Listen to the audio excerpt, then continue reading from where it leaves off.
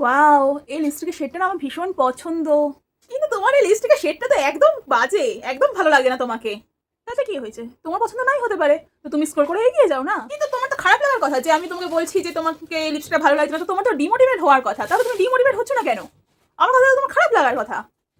দেখো, তোমার যদি এতই প্রবলেম হয় তাহলে চাও তো আমি তোমাকে ব্লক করে দিচ্ছি, দাঁড়াও করে দিচ্ছি। এই না না, আমাকে একদম ব্লক করবে না।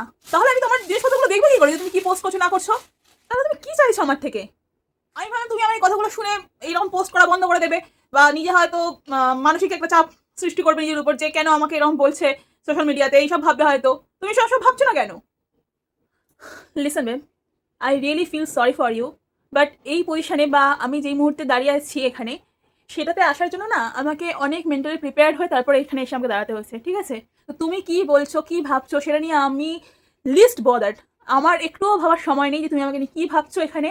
তুমি যা ইচ্ছা ভাবতে পারো, কিন্তু তুমি আমাকে নিচে নামাতে পারবে না। আমি যেখানে আছি আমি সেখানেই থাকবো, আমার চিন্তাভাবনা সেখানেই থাকবে। Best of luck for your future, বেম।